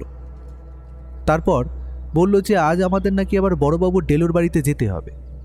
সুকুমার বাবুকে নাকি সে জানিয়ে রেখেছে উনি গাড়ি রেডি রাখবেন। আমরা নাকি একটু পরেই বেরোবো। আমায় তাড়াতাড়ি তৈরি হয়ে নিতে বলল। পাশের ঘর থেকে বৌঠান আমাদের সব কথা শুনছিল। সে এসে বলল, তোমরা দুজনে আবার কোথায় যাওয়ার প্ল্যান করছো গো? আর ওই রক্তপিপাসুর কোনো খোঁজ পেল পুলিশ? ব্যোমকেশ প্রথমে কিছু একটা ভাবল, তারপর কিছুক্ষণ চুপ থেকে বলল, এমন অজানা এক শত্রু যে হয়তো মায়াবী, ভয়ঙ্কর ও শক্তিশালী। এমন শয়তানকে শায়েস্তা করা পুলিশের কাজ নয় হে, ওটা একমাত্র এই সত্যান্বেষীরই কাজ। কিছু তো একটা ঘটছে যা এখনো আমাদের চোখের আড়ালে। সেটা জানতেই আমরা এখন বড়বাবুর বাড়িতে যাচ্ছি। দেখি এই বিষয়ে কোনো আলোকপাত উনি করতে পারেন কিনা। আমি তৈরি, চলো তবে, শুভস্য শীঘ্র। সন্ধ্যা নামার আগেই বড়বাবুর ডেলোর বাড়িতে রওনা দিলাম। সুকুমারবাবু যথারীতি ওনার 2 গার্ডকেও আমাদের সাথেই পাঠালেন। গাড়ি করে ওখানে পৌঁছেই ব্যোমকেশ তার প্রশ্নবাণ বড়বাবুর দিকে এক এক করে ছুড়ে দিল। বড়বাবুও তেমন তেমন উত্তর দিতে লাগলেন। আমি নীরব দর্শক হয়ে সবটা শুনতে লাগলাম। বড়বাবু, আপনাকে যে প্রশ্নগুলো করছি সেই প্রশ্নগুলোর এবার একটু উত্তর দিন, তাতে আমাদের কাজে সুবিধা হবে এবং এই ড্রাকুলার কেসও তাড়াতাড়ি সমাধান হবে। আপনি নির্দ্বিধায় প্রশ্ন করুন। আমি যদি জানি তবে নিশ্চয়ই উত্তর দেব। আপনি এখন ভরসা বলতে পারেন। আপনাকে সাহায্য করব না তো কাকে করব? প্রথমত, সেই বন্ধুর নামটা কি বলুন তো, যে আপনাকে ব্রাম স্টোকারের ড্রাকুলা সম্বন্ধে জানায়। দ্বিতীয় প্রশ্ন, সেই বন্ধু কি করে। তৃতীয় প্রশ্ন, সেই ব্যক্তির সাথে আপনার পরিচয় কিভাবে হয়েছিল। চতুর্থ প্রশ্ন, সেই বন্ধু কালিম্পংয়ে থাকেন নাকি অন্য কোথাও, আর যদি কালিম্পংয়ে থাকেন তাহলে তার ঠিকানা কি। আর 5 নম্বর প্রশ্ন হলো, সেই ভদ্রলোকের সাথে আপনার বন্ধুত্ব ঠিক কেমন? বড়বাবু ব্যোমকেশের প্রথম 4টে প্রশ্নের উত্তর যেভাবে দিলেন তা এমন। আমার সেই বন্ধুর নাম ইয়াসির মাহমুদ। তিনি বাদুড়ের উপর রিসার্চ করেন, যাকে বলে চিরপ্তোলজিস্ট। ইয়াসির মাহমুদের সাথে আমার পরিচয় হয় রাজস্থানে 3 বছর আগে। সে কিছু বাদুড়ের উপদ্রব থেকে এই বড়বাবুর প্রাণ রক্ষা করেছিল। সে এখানে কালিম্পংয়ে আসে তার রিসার্চের কাজে এবং লোলেগাঁওতে থাকতে শুরু করে বছরখানেক হলো। আর শেষ প্রশ্নের উত্তরে বড়বাবু বললেন, যেহেতু ইয়াসির আমার প্রাণ বাঁচিয়েছিল, তাই ওর কাছে একটা ঋণ তো আছেই আমার। কিন্তু কিন্তু কি? সবটা খুলে বলুন আমাদের। কিন্তু সে আমার এই ডেলোর বাগান বাড়িটি কিনতে চায় সামান্য কিছু অর্থের বিনিময়ে বেশ কয়েক মাস আগে, আর পাশের চা বাগানের মালিকানাও চায়। তবে আমি ওকে পরিষ্কার না করে দিই। সে অবশ্য তারপর থেকে এই বিষয়ে কিছু আর বলেনি, তবে একটা কথা প্রায় বলতো। কি সেটা? সে বলতো, এখানে আমি বেশি দিন থাকলে হয়তো মারা পড়ব। আমি ওর কথা শুনে বেশ অবাক হয়ে ওর কাজের কারণ জানতে চাইলে সে বলে সে এক ভয়ঙ্কর ড্রাকুলাকে এই বাগানবাড়ির ওই চা বাগানে দেখেছে। সে যেহেতু একজন বাদুড় বিশেষজ্ঞ, তাই সে চিনেছে সেই শয়তানকে। তাই সে এই বাড়ি বিক্রি করে দিতে বলেছিল, যাতে আমার প্রাণের কোনো ক্ষতি না হয়। আমি অবশ্য ওর কোনো কথাই তখন বিশ্বাস করিনি, কিন্তু এখন কালুর উপর হামলার পর বুঝতে পারছি যে সে হয়তো ঠিকই বলেছিল। তাই ভাবছি আমার এই প্রিয় বাগানবাড়ি বিক্রি করে দেব কিনা। বুঝলাম। আচ্ছা, উনি কি আপনার সাথে দেখা করতে এসেছিলেন এখানে? আগে না, যা কথা হয় সব ফোনেই হয়। ও এখানে কখনো আসেনি। তার মানে ইয়াসির আপনাকে ড্রাকুলা দেখার কথা সব ফোনেই বলে, তাই তো? তাই তো, সেটা ভেবে দেখিনি তো। ও যখন এখানে আসেইনি, ও কিভাবে ড্রাকুলা দেখতে পারে? আর একটা প্রশ্ন, সেটা হলো, সে যে লোলেগাঁওতেই থাকে সেটা আপনি নিশ্চিত হচ্ছেন কি করে? সে আমাকে ওর থাকার অ্যাড্রেসে ব্রাম স্টোকারের ড্রাকুলা উপন্যাসটি কুরিয়ারে পাঠায়। সে বলে এটা নিয়ে ও রিসার্চ করছে এবং খুব তাড়াতাড়ি একটা বইও লিখবে। আমিও তাই নিশ্চিত হয়েছিলাম যে সে লোলেগাঁওতেই থাকছে। সবটা জেনে ও বাগান বাড়িটা বড়বাবুকে কাউকে বিক্রি না করার পরামর্শ দিল। বড়বাবু ব্যোমকেশের কথা আপাতত মেনেও নিলেন। তারপর ব্যোমকেশ ও আমি সেখান থেকে ফিরে এলাম। এরপর রাতে নৈশভোজ সেরে হোটেলের ব্যালকনিতে দাঁড়িয়ে আলোচনা করছি আমি আর ব্যোমকেশ। এমন সময় ও একটা সিগারেট ধরিয়ে তাতে টান দিতে দিতে একটু পরে বলল, লোভ আর টাকা এগুলো একে অপরের পরিপূরক, তাই না? মানে কি বলতে চাইছো একটু খোলসা করা যায় কি? মানেটা বুঝতে বেশি দেরি হবে না। একটা মার্ডার করার চেষ্টা করা হয়েছে। ইয়াসির কেন বড়বাবুকে ড্রাকুলা দেখার কথা বলল যখন সে এখানে আসেইনি? সবটা এখনো ঘোলাটে বন্ধু, সবটা এখনো ঘোলাটে। এত বছরে ব্যোমকেশের কোনো ঘটনা নিয়ে এমন রহস্য পাকানো কথা বলা যদিও আমার কাছে নতুন কিছু নয়। অগত্যা আর কিছু জিজ্ঞেস না করে ঘুম চোখে নিদ্রাযাপন করতে নিজের রুমে চলে গেলাম। ও তখনও অবশ্য ব্যালকনিতে দাঁড়িয়ে গভীর চিন্তায় মগ্ন হয়ে সিগারেটে টান দিতে লাগলো। ভোর হলো। হোটেল রুম থেকে বেরিয়ে দেখি ব্যোমকেশ নিজের রুমে নেই। একটু খোঁজ নিয়ে জানতে পারলাম জঙ্গলের ধারে চা বাগানে একটা ডেড বডি পাওয়া গেছে। ব্যোমকেশ সেখানেই গেছে। প্রায় 2 ঘন্টা পর ও যখন ফিরল, তার কাছ থেকে আমি আর সত্যবতী ঘটনার সম্পূর্ণ বিবরণ শুনলাম। একজন চা বাগানের শ্রমিক আজ ভোরেই চা তুলতে গিয়ে বডিটা প্রথম লক্ষ্য করে। পুলিশকে খবরও দেয় সে। তবে সেই মৃত শ্রমিকের ঘাড়েও একই রকম ক্ষত লক্ষ্য করা গেছে। দুটো দাঁতের কামড়ানো সেই চেনা ক্ষত। তবে লক্ষ্য করার বিষয় যে বডিটা পাওয়া গেছে সেই বড়বাবুর ডেলোর বাগান বাড়ির সামনের চা বাগানে। আমি অবাক হয়ে গেলাম। তাহলে কি সত্যি সত্যি এই কাজ সেই শয়তান ড্রাকুলার? ড্রাকুলা কিনা জানি না, তবে ধূর্ত এক শয়তানের কাজ সেটা ঠিক বুঝতে পারছি। মার্ডার একটা হয়েছে, আর একটা যে হবে না সেটা তো কেউ বলতে পারে না। আমাদের এক্ষুনি লোলেগাঁওয়ের জন্য রওনা দিতে হবে। সেখানে গেলেই কেসের অনেকটাই স্পষ্ট হয়ে যাবে বলে আমার ধারণা। ওর দৃঢ় ধারণা ছিল যে আর একটা মার্ডার খুব সম্ভবত হতে চলেছে, তবে সেটা কার ও বোধহয় সেটা কিছুটা হলেও আন্দাজ করেছিল। বৌঠানকে একা হোটেলে রেখেই আমরা ম্যানেজার সুকুমারকে লোলেগাঁও যাওয়ার কথা বলি। সুকুমারবাবু সেই 2 গার্ডকে আমাদের সাথে আবারও জোর করেই পাঠানোর ব্যবস্থা করেন। ব্যোমকেশ এবার রাজি হয়। কালিম্পং থেকে প্রায় 45 কিলোমিটার গাড়ির পথ, তাই ফিরতে অনেকটা সময় লেগে যেতে পারে, সেই কথা সুকুমারবাবুকে ব্যোমকেশ জানায়। সে আরও জানায় যে আমরা আজ রাতে ফিরব না, সেখানে কোনো হোটেলে খেয়ে নেব, তাই শুধু বৌঠানের জন্যই রাতের খাবার তৈরি করতে। এই বলে আমরা গাড়িতে উঠে রওনা দিলাম। আমি গাড়ির মধ্যেই ওর মুখে এক তৃপ্তির হাসি যেন লক্ষ্য করেছিলাম। ওর এই হাসি আমার চেনা, যেন মনে হচ্ছিল কোনো একটা সত্যের সন্ধান ব্যোমকেশ ইতিমধ্যেই করে ফেলেছে। কিছু একটা চলছে ওর মনে। এর পরের ঘটনা যা ঘটল তা আমার কাছে বেশ আশ্চর্যজনক ছিল। গাড়ি করে যেতে যেতে চা বাগানের কিছু দূরে জঙ্গলের ধারে গাড়িটা থামে। যা হলো তা ক্রমশ প্রকাশ্য। আমি এখন বড়বাবুর ডেলোর বাগান বাড়ির বাইরে, চা বাগানের ঠিক বাইরে রাস্তার ধারে একটা গাছের তলায় দাঁড়িয়ে আছি, হাতে একটা টর্চ নিয়ে। ওদিকে ব্যোমকেশের কোনো পাত্তা নেই। সে আমাকে এখানে দাঁড়াতে বলে প্রায় ঘণ্টাখানেক হলো কোথাও যেন উধাও হয়ে গেছে। যাওয়ার আগে বলে গেছে বড়বাবুর বাড়ির দোতলার জানলায় ঠায় নজর রাখতে।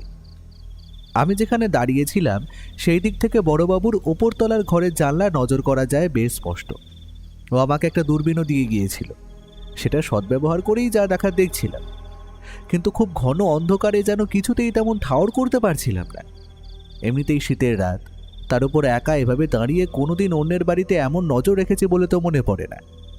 এদিকে রাত ক্রমশ গভীর হচ্ছে, শীতের কবলে হাত পা ঠান্ডা হয়ে আসছে। রাত তখন 3:30 বাজে। ঠিক সেই সময় লক্ষ্য করলাম বড়বাবুর বাড়ির পেছনের জানলা দিয়ে বেয়ে একটা লম্বা জিভ উঠে গেল। আমি শিউরে উঠলাম। মনে হলো কেউ একজন যেন ড্রাকুলার বেশে রয়েছে। তার ঠিক পরেই মই ব্যবহার করে আরও একজন সেই পথ দিয়ে ওপরে ওই জানলা দিয়ে বাড়ির ভিতর প্রবেশ করলো। আমি চোর চোর বলে চেঁচাতে যাব, এমন সময় পেছন থেকে একটা হাত আমার মুখ টিপে ধরলো। আমি তখনই টর্চ জ্বালিয়ে দেখি সে আর কেউ নয়, বড়বাবু। আমি বেশ হতচকিত হয়ে বলে উঠলাম, বড়বাবু আপনি এখানে? তাহলে আপনার বাড়ির ভিতরে কে? বলতে না বলতেই বাড়ির ভেতর থেকে দুম করে বিকট একটা শব্দ আমাদের কানে ভেসে এলো। আমি ভাবলাম ভিতরে যদি ব্যোমকেশ থেকে থাকে তাহলে ওর কি কোনো বিপদ হলো? এদিকে বড়বাবুর বাগান বাড়ির পেছন থেকে একজনকে পালাতে দেখলাম সেই মুহূর্তেই। পরক্ষণেই আর একটা গুলির শব্দ। এবার পড়ি কি মরি করে ছুটলাম বড়বাবুকে সঙ্গে নিয়ে ওনার বাড়ির ভিতর। ওখানে গিয়ে দেখি ভায়া একজনকে জাপটে ধরে রয়েছে, আর একজন বাগান বাড়ির পেছনের জঙ্গলের রাস্তায় কিছু দূরে পড়ে কাতরাচ্ছে। আজ করলাম সম্ভবত সেই ব্যক্তি পালাতে গেলে ওর বন্দুকের গুলির নিশানার শিকার হয়েছে। ব্যোমকেশ আমাদের দেখেই বলে উঠল, বড়বাবু, আপনি পুলিশের লোকদের এবার ডাকুন, একে আমি একা ধরে রাখতে পারছি না। এই আলো জ্বালো।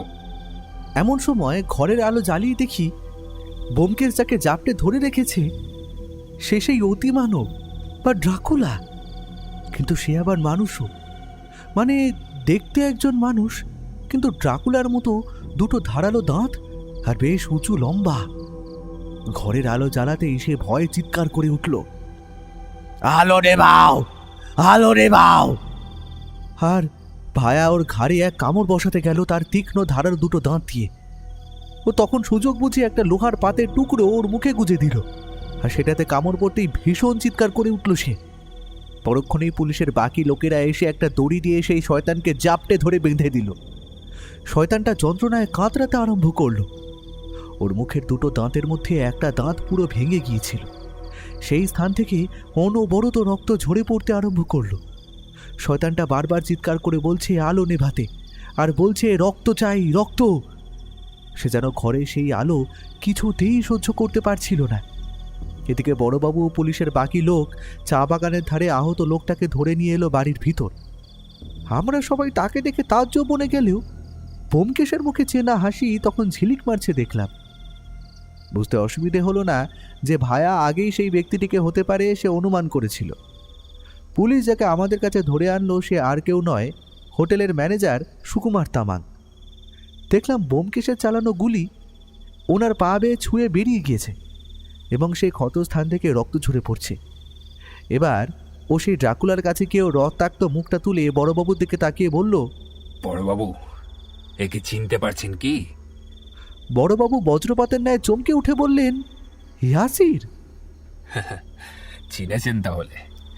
হ্যাঁ, সেই লম্বা মানুষটি ড্রাকুলা নয়, বরং এই সেই ইয়াসির মাহমুদ, যে নকল ড্রাকুলা সেজে আমাদের সবাইকে এতদিন বোকা বানিয়ে রেখেছিল। ইয়াসির এখন ওর নিজের মধ্যে নেই, ওর ট্রিটমেন্ট দরকার। আমি তো বুঝতেই পারছি না এটা কি করে সম্ভব হয়। ইয়াসির আছে এসবের পিছনে। আচ্ছা, ওকে এমন ফ্যাকাশে দেখাচ্ছে কেন? ওর ট্রিটমেন্ট দরকার মানে? বুঝলাম না, একটু খুলে এবার সব ঘটনাটা বলুন তো। সে তো বলবই, আগে আমার স্ত্রীকে এখানে আনার ব্যবস্থা করুন, তারপর সবটা খুলে বলছি। আমি ইয়াসির লোকটির দিকে প্রায় অনেকক্ষণ চেয়ে রইলাম। লোকটার এমন দশার কি কারণ হতে পারে সেটা বুঝতে পারছিলাম না। কেউ আলো দেখে এতটা ভীত হয়ে উঠবে কেন, যদি না সে সত্যিকারের ড্রাকুলা হয়ে থাকে? আর ইয়াসির যদি নিজেই ড্রাকুলা হতো তাহলে সে অন্য রূপ নিয়ে ব্যোমকেশকে আক্রমণ করত। ব্যোমকেশের মুখে শুনেছিলাম ভ্যাম্পায়ার নাকি নেকের রূপ ধারণ করতে পারে। সব কিছু কেমনটা যেন ঘেঁটে যাচ্ছিল। কিছুক্ষণ পরেই হোটেল থেকে বৌঠান ফিরলে ব্যোমকেশ তার সেই পুরনো মেজাজে সিগারেট ধরিয়ে তাতে শুকটান দিতে দিতে সবাইকে বলল যে এবার তাহলে শুরু করা যাক। তারপর শুধু ঘরের ছোট ডিম আলোগুলো জ্বালিয়ে রাখার নির্দেশ দিল আর বাকি সব আলো নিভিয়ে দিতে বলল। তার নির্দেশ মতো ইয়াসিরকে অন্ধকারাচ্ছন্ন সেই ঘরে রেখে ওর সামনেই ড্রাকুলা রহস্যের জ্বর ধীরে ধীরে ও খুলতে শুরু করলো। প্রথমে বড়বাবু ওর কাছে জানতে চাইলেন, আচ্ছা ব্যোমকেশবাবু, আপনি বুঝলেন কি করে যে আজ আমার ঘরে ওরা প্রবেশ করবে? সেটা আগে বলুন তো। বলবো, কিন্তু আগে সুকুমার বাবুর সেই গার্ড দুটিকে পুলিশ আটক করেছে কি? হ্যাঁ ব্যোমকেশবাবু, আপনার নির্দেশ মতো ওই দুজনকে আটক করা হয়েছে।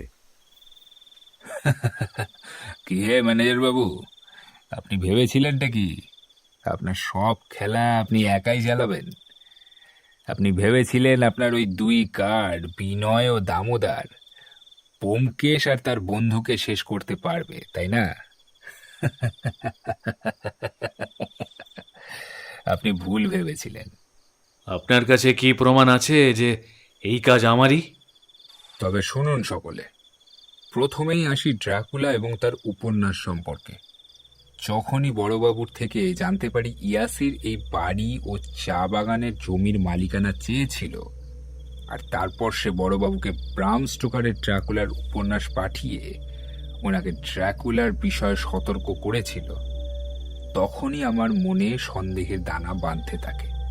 সব কথোপকথন হয়েছিল টেলিফোনে, অথচ ইয়াসির ডেলোর এই বাগান বাড়ির কাছে ড্রাকুলা দেখেছে, সেটাই সব থেকে বড় খটকার জায়গা। আসলে ইয়াসিরের ড্রাকুলা দেখার গল্পটা পুরোটাই বানানো ছিল।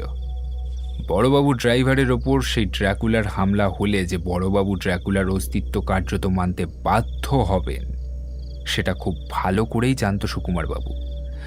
আসলে আমি খোঁজ নিয়ে দেখেছি, সুকুমার বাবুর হোটেলের ব্যবসাগুলো গত কয়েক বছর ধরেই বেশ মার খাচ্ছিল। উনি এই মন্দার বাজারে হোটেল বিক্রির কথা ভাবছিলেন। ওনার হোটেলেরই এক পুরনো কর্মচারী থেকে জানতে পারি ইয়াসির 3 বছর আগেই রোমানিয়া থেকে ফিরে কালিম্পংয়ে ওনার হোটেলে চেক ইন করে থাকার জন্য। আমার ধারণা ওর সাথে কথাবার্তায় বিচক্ষণ সুকুমারবাবু জেনে যান যে ইয়াসির একজন চিরোপ্টোলজিস্ট। চলতে থাকে আলাপ ও কথাবার্তা। একদিন ইয়াসিরের থেকে কাউন্ট ড্রাকুলা সম্পর্কে জানতে পারেন সুকুমারবাবু, আর এটাও জানতে পারেন যে ইয়াসির বড়বাবুর পূর্ব পরিচিত। ইয়াসির যে বড়বাবুর এই ডেলোর বাগান বাড়িটি কিনতে চেয়েছে আর বড়বাবু তাতে রাজি হননি, সেটাও জানতে পারেন তিনি। আসলে সুকুমারবাবুর বহুদিনের লোভ ছিল এই বাগান বাড়িটির ওপর, কিন্তু এই বাড়িটা যেহেতু পুলিশের বড়বাবুর নামে রেজিস্টার্ড রয়েছে, তাই সুকুমার বাবু কিচ্ছু করে উঠতে পারছিলেন না। তিনি সুযোগ খুঁজছিলেন এই বাড়িটা হাতানোর। তাই ইয়াসিরের সাথে হাত মিলিয়ে এই বাড়ি এবং চা বাগানের জমি হাতানোর ফন্দি করতে থাকে। সুকুমার বাবুর মাথায় বদ বুদ্ধি খেলা করতে থাকে। উনি তাই ইয়াসিরের সাথে হাত মিলিয়ে ড্র্যাকুলার গল্প ফাঁদেন। আপনার হোটেলের পুরনো এক রেজিস্টারে যে ইয়াসির মাহমুদের সই রয়েছে, সেটা থেকে স্পষ্ট যে আপনি ইয়াসিরকে আগে থেকেই চিনতেন, আর আজ ওর সাথে আপনার ধরা পড়া এটা প্রমাণ করে আপনিও সমান অপরাধী। এবার বাকিটা আমি বলতেই পারি, তবে আপনার মুখ থেকে শুনতে চাই। কি আপনি কি সত্যিটা বলবেন সুকুমার বাবু? হ্যাঁ ব্যোমকেশ বাবু, আমার যে আর কিছু করার ছিল না। আমি এখানকার অনেক দিনের বাসিন্দা। আমার সব হোটেল ব্যবসা খুব খারাপ অবস্থা যাচ্ছিল। ডেলোর এই বাড়িতে যদি হোটেল খুলতে পারতাম তাহলে ব্যবসার একটা সুরাহা হতো, কারণ এটা কালিম্পংয়ের সব থেকে উঁচু স্থানে অবস্থিত, আর এখান থেকে 360 ডিগ্রি অ্যাঙ্গেলে সব ভিউজ বেশ স্পষ্ট দেখা যায়। পর্যটক কেন্দ্র হিসেবে এখানে হোটেল খুললে বাজারে আমার মাথার উপর লক্ষ টাকার দেনা যে খুব সহজে মিটে যেত, সেই বিষয়ে আমার কোনো সন্দেহ ছিল না।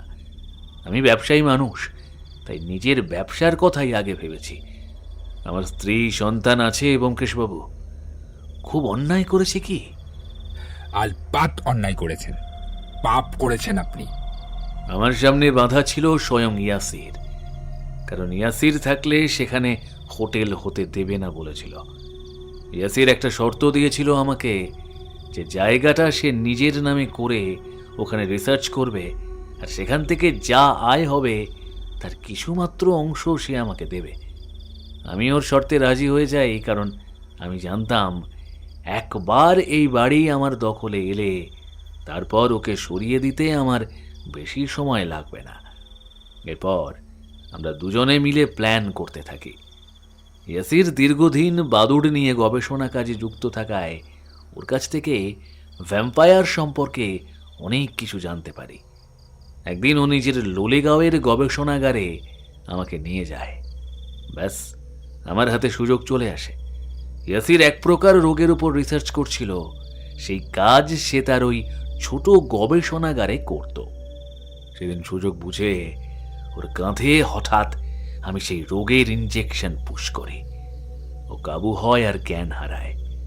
আমি ভেবেছিলাম আমার লোককে ড্রাকুলা সাজিয়ে এই ভয়ঙ্কর খেলা খেলব, কিন্তু যখন দেখি সেই ইনজেকশন পুশ করার ফলে ওর শরীরে নানা প্রকার বিরূপ প্রতিক্রিয়ার সৃষ্টি হয়েছে, তখন বেশ ভয় পেয়ে যাই। প্রথমে সেই ইনজেকশন পুশ করার ফলে ওর পুরো শরীর ফ্যাকাশে আকার ধারণ করে, মুখের দাঁতগুলো কেমন যেন বেড়ে যেতে থাকে। তখনই বুঝতে পারছিলাম এটা সেই রোগের লক্ষণ।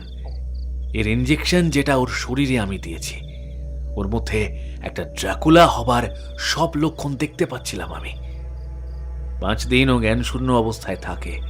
একদিন ভোরে হঠাৎ উঠে প্রচণ্ড চিৎকার করতে শুরু করে, বাঁচাও বাঁচাও বলে। আমি লক্ষ্য করি যে ও সূর্যের আলো একদম যেন সহ্য করতে পারছিল না, অন্ধকারে থাকতেই ভালোবাসত। একটা অতি মানবীয় পরিবর্তন দেখেছিলাম ওর মধ্যে। ও যেন নিজের মধ্যে ছিল না, নিজের হাতের আঙুল কামড়ে খেতে শুরু করলো। শেষে আমাকে দেখা মাত্র আমাকে আক্রমণ করতে চায়, কিন্তু আমার 2 গার্ড ওকে বাধা দেয়। লাল জিনিস দেখলে ও কেমন যেন পাগলের মতো করত। ও যেন মানুষ থেকে এক হিংস্র জীবে পরিণত হতে শুরু করেছিল। প্রায় এভাবে সপ্তাহখানেক ওকে একটি অন্ধকার ঘরে আটকে রেখেছিলাম। আমার 2 গার্ড ওকে কিছু প্রাণীর রক্ত খেতে দিতে শুরু করে। রক্ত না পেলে ইয়াসির যেন ওর মধ্যে থাকতো না, পাগলের মতো করতে থাকতো। এভাবে চলছিল বেশ কয়েকদিন। আমি ওকে রক্তের লোভে এমন পাগল করে দিয়েছিলাম যে সেদিন সেই শ্রমিক জঙ্গলে প্রবেশ করলে আমি ওকে ছেড়ে দিয়েছিলাম। ওই সেই শ্রমিককে আক্রমণ করে ওর রক্ত খাবার জন্য। আর মেরে ফেলে তাকে। এভাবেই আসলে ওর মাধ্যমে পুরো গ্রামবাসীদের ড্রাকুলার ভয় পাইয়ে দিতে সক্ষম হয়েছিলাম। আমার পরবর্তী টার্গেট ছিলেন বড়বাবু, কিন্তু ওনার বাড়িতে আপনি যাচ্ছেন শুনে আমি ফন্দি করে আমার 2 গার্ডদের এই জন্যই আপনার সাথে পাঠাই, যাতে ওরা চারিদিকের পরিবেশ সম্পর্কে এবং আপনারা কি ভাবছেন সেই বিষয়ে সমস্ত খবরাখবর আমাকে দিতে পারে, আর তার সাথে এই বাড়িতে ঢোকার বিকল্প পথও খুঁজে বের করতে পারে। আপনি এখানে প্রায় আসছিলেন, ব্যাস আমি সেই সুযোগকেই কাজে লাগাই। আর আজ যখন আপনি জানতে পারেন যে আমরা লোলেগাঁও যাচ্ছি, তখন আপনার চোখের সামনে যেন চাঁদ পেলেন। আপনার মনে হলো এটাই সেই সুবর্ণ সুযোগ যেখানে এক ঢিলে 2 পাখি মারা যাবে। ভাবলেন একদিকে আমাদের পথ থেকে চিরতরে সরিয়ে দেওয়া যাবে, অন্যদিকে বড়বাবুর বাগান বাড়িতে ঢুকে ওনাকে খুন করাও অত্যন্ত সহজ হয়ে যাবে।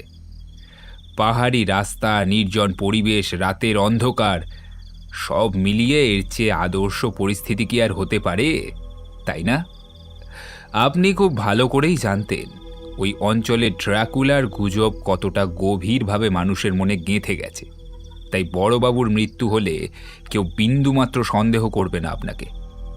সবাই এক বাক্যে বলবে ড্রাকুলাই ওনার প্রাণ কেড়ে নিয়েছে। পুলিশও সেই রহস্যময় গল্পের জালে আটকে পড়বে, আর প্রকৃত খুনি থাকবে ধরা ছোঁয়ার বাইরে। আর তারপর খুব সুচারুভাবে আপনি ইয়াসিরকে সরিয়ে দেওয়ার পরিকল্পনা করেছিলেন, কারণ ইয়াসির বেঁচে থাকলে আপনার স্বপ্নের পথে সব সময় একটা বড় বাধা থেকে যেত। তাকে সরিয়ে দিয়ে আপনি একেবারে নির্দ্বিধায় বাগানবাড়ির একচ্ছত্র মালিক হয়ে উঠতে পারতেন। সম্পত্তি, ক্ষমতা সবই চলে আসতো আপনার হাতের মুঠোয়। কিন্তু আপনি একটা বড় ভুল করেছিলেন। ড্রাকুলার ছায়া কিন্তু আয়নায় পড়ে না। তো যে লোক ঘরে এসেছিল তার কিন্তু ছায়া পড়েছিল, আর সেই ছায়ার দিকে তাকিয়েই আমি সত্যের পথ খুঁজে পেয়েছি। আপনি বুঝলেন কি করে এত কিছু তো আপনার জানার কথা নয়।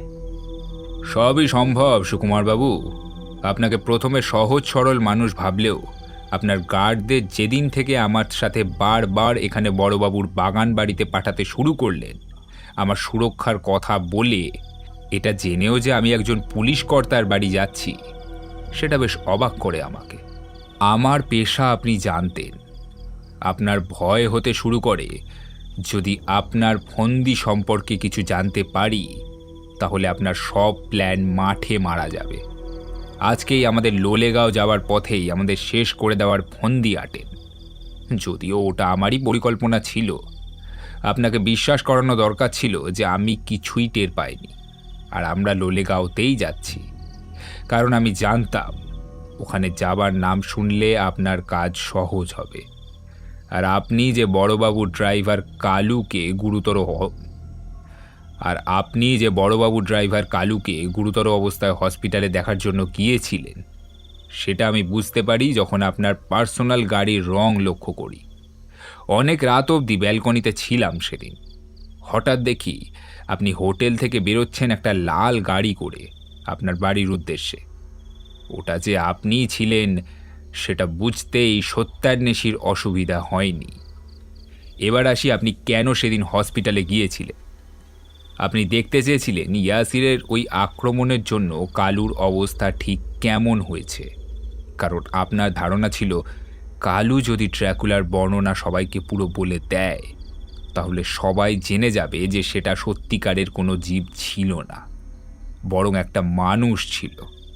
কারণ কালু খুব কাছ থেকে ইয়াসিরকে দেখেছিল।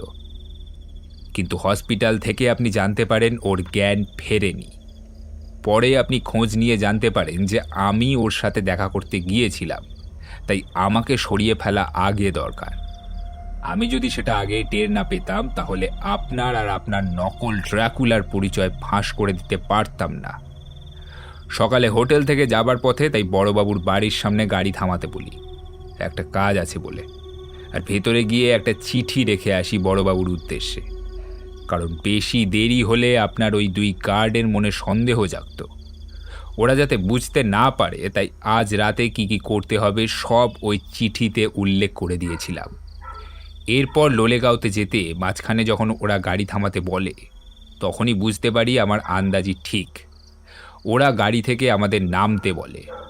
আমি ও আমার বন্ধুটি ছিলাম নাছোড়বান্দা, গাড়ির ভেতরেই বসে থাকি। তারপর ওরা জোর করে আমাদের গাড়ি থেকে বের করতে গেলে আমি আমার বন্দুকের গুলিতে ওদের দুজনকেই ঘায়েল করি। এরপর ওদের ফেরার পথে কালিম্পংয়ের একটা জঙ্গলে অচৈতন্য অবস্থায় রেখে আসি। এখানে এসে অজিতকে বাইরে দাঁড়াতে বলে আমি পেছনে দরজা দিয়ে ঢুকে বড়বাবুর দোতলার ঘরে ওনার জায়গায় এসে শুয়ে ঘুমানোর নাটক করি। জানতাম যে সকালের চিঠি পেয়ে বড়বাবু আমার কথা মতো জানালার পিছনের দরজার লক খুলে রাখবেন, যাতে অপরাধীরা সহজে ভিতরে প্রবেশ করতে পারে। আমি তাই বিছানায় চুপটি করে শুয়ে এক দৃষ্টে আয়নার দিকে লক্ষ্য রাখছিলাম। আমারও মনে একটা কৌতূহল ছিল বটে, ভ্যাম্পায়ার দর্শন করার, যদিও জানতাম আসল হলে তার ছায়া আয়নায় পড়বে না। ইয়াসির যখন সেই ঘরের ভিতর প্রবেশ করে তখনই আমার সন্দেহ দূর হয়। 100% নিশ্চিত হই যে এটা কোনো ড্র্যাকুলা হতেই পারে না, এটা মানুষই। ইয়াসিরের উচ্চতা অনেকটাই, তাই সে এক লাফে জানলার নাগাল পেয়ে যায়। আর এরপর মই দিয়ে সুকুমারবাবুর ঘরে প্রবেশ করেন। আমি জানতাম সুকুমারবাবু এবং ওই নকল ড্র্যাকুলা ঠিকই আসবে। ইয়াসির হত্যা করে চলে যাওয়ার পর সুকুমারবাবু জমির সব কাগজপত্র চুরি করে কেটে পড়বেন। এটাই ঠিক করেছিলেন বোধহয়। পুরো ঘটনা শুনে আমি তো হতবাক। শেষে আমি বললাম, বোঝো কাণ্ড, এত কিছু তুমি পরিকল্পনা করেছিল অথচ আমাকে বিন্দুমাত্র টের পেতে দাওনি। এ কিন্তু তোমার ভারী অন্যায় ভায়া। সুকুমারবাবু যেই ইঞ্জেকশন ইয়াসিরের শরীরে পুশ করেন সেটার ফলে ও যেই রোগে আক্রান্ত হয়, বিজ্ঞানের পরিভাষায় সেটাকে বলে ক্লিনিক্যাল ভ্যাম্পারিজম, যা সাধারণত রেনফিল্ড সিনড্রোম নামে পরিচিত, রক্ত পান করার আবেশ। ইয়াসির এই রোগেই আক্রান্ত। এই রোগের কবলে যে পড়ে তার ঘন রক্ত পিপাসা পায়। আর এই রক্ত পিপাসা এমনই যে এক বিন্দু রক্তের জন্য এই রোগে আক্রান্ত ব্যক্তি কাউকে হত্যা পর্যন্ত করে ফেলতে পারে। এই রোগীদের অন্ধকারে থাকতে ভালো লাগে, যদিও আমার ধারণা দীর্ঘদিন ধরে অন্ধকার ঘরে বাদুড়দের নিয়ে রিসার্চ করার ফলে ওর মধ্যে একটা ফোবিয়া বাসা বাঁধে। সেটা হলো ফোটোফোবিয়া বা আলো থেকে ভয়। তাই সুকুমারবাবু ওর এই অবস্থার সুযোগ নেন। ওকে হাতিয়ার বানিয়ে সবাইকে ভয় পাইয়ে দিতে চেয়েছিলেন, কিন্তু সবাইকে ভয় পাওয়ালেও এই সত্যান্বেষী যে অন্য ধাতু দিয়ে করা সেটা হয়তো ভুলে গিয়েছিলেন। কি সুকুমারবাবু, আপনার জন্য একজন নিরীহ মানুষ এক রক্তপিপাসু শয়তানে পরিণত হয়েছে, এবং শুধু তাই নয়, ওর এই অবস্থার জন্য কেবলমাত্র আপনিই দায়ী। ইয়াসির হয়তো জানেও না যে ও নিজের অজান্তেই হত্যার মতো জঘন্য কাজ করেছে, কিন্তু সেটার পিছনে সবথেকে মুখ্য ভূমিকা যার ছিল সেটা ছিলেন আপনি, মিস্টার তামাং। ব্যোমকেশ ড্রাকুলা রহস্য থেকে পর্দা ফাঁস করতেই সুকুমারবাবুকে বেশ বিধ্বস্ত লাগলো। নিজের সমস্ত দোষ স্বীকার করে নিলেন নিজের মুখেই। আমি, ব্যোমকেশ ও বৌঠান পরদিন নিজেদের সমস্ত মালপত্র গুছিয়ে কালিম্পং স্টেশনের দিকে চলেছি, বড়বাবুর গাড়িতে ওনার সাথেই। আপনার জবাব নেই ব্যোমকেশবাবু। আমি তো একজন পুলিশের লোক হয়েও ড্রাকুলা আছে কার্যত সেটা বিশ্বাসই করে নিতে বাধ্য হয়েছিলাম। আপনি আমার ভুলটা ভাঙলেন। তোমরা ঘুরতে এসেও নিজেদের কাজ ঠিক করে গেলে, মাঝখান দিয়ে আমারই ঘোরা হলো না। কত সাধ করে এসেছিলাম এখানে। ইয়াসিরের ট্রিটমেন্টের ব্যবস্থা কিছু করলেন? হ্যাঁ, হয়েছে। আমরা অসুস্থ ইয়াসির মাহমুদকে ট্রিটমেন্টের জন্য বিদেশে পাঠানোর ব্যবস্থা করছি, আর সুকুমার বাবুকে স্থানীয় হসপিটালে নিয়ে যাওয়া হয়েছে। কিন্তু ইয়াসির, ও তো একটা খুনি, ওর শাস্তি প্রাপ্য তো বটেই। হোক সে খুনি, তবু ওর দ্রুত সুস্থ হয়ে ওঠা জরুরি। বড়বাবু ব্যোমকেশের কথাতে সম্মতি জানিয়ে নিজের গাড়ি করে প্রস্থান করলেন। আমি বললাম, এবার আমার ড্রাকুলা ভীতি অনেকটাই কমে গেছে জানো তো। ভীতি? তুমি আবার ভয় পাও নাকি? কি যে বলো না। তবে একটা বিষয় ভেবে বেশ খারাপ লাগছে জানো তো। এই যে ইয়াসির লোকটা, সে যে এমন একটা রোগে আক্রান্ত হলো যেটা নিয়েও নিজেই রিসার্চ করছিল। সে যাই বলো, আমি তো আতঙ্কে ছিলাম। সে বুঝি তোমাকেও না কামড়ে দেয়? এই দেখো বলে ব্যোমকেশ নিজের ব্যাগ থেকে মোটা লোহার পাতের তৈরি একটা গলাবন্ধনী বের করে সেটা আমাকে আর বৌঠানকে দেখিয়ে বলল, এটাই আমাকে কাল সেই বিষাক্ত কামড় থেকে রক্ষা করেছে। সে প্রথমেই আমার ঘাড়ে কামড় বসাতে চায়, কিন্তু এটি থাকায় সে কামড় বিফলে যায়। এরপর আমার কাছে এই পাতের এক টুকরো ছিল, সেটাই ওর মুখে পুড়ে দিই। ওরে বাবা, তুমি তো দারুণ কাজ করেছো। তবে বইয়ে বর্ণিত ভয়ঙ্কর ড্রাকুলা চরিত্র এভাবে বাস্তব হয়ে আমাদের সামনে যে এসে পড়বে, ও বাবা রে, আমি তো স্বপ্নেও ভাবতে পারিনি গো। বাস্তব নয়, সবটাই একটা রটনা ছিল। মানুষের মনের ভয়ই তার সব থেকে বড় শত্রু, বুঝলে? যারা এসব অপরাধ করে পার পেয়ে যায় ভাবে, তাদের সেই অপরাধ সকলের সামনে নিয়ে আসাই তো এই সত্যান্বেষীর কাজ। কথা বলতে বলতে আমরা হঠাৎ নজর করলাম দূরে ওই কুয়াশার আড়াল থেকে উঁকি দিচ্ছে স্বয়ং তুষারাবৃত মাউন্ট কাঞ্চনজঙ্ঘা। আমি, ব্যোমকেশ ও বৌঠান তিনজনেই তখন সেই অপরূপ মোহময় সুন্দর দৃশ্যের দিকে এক দৃষ্টে চেয়ে রইলাম।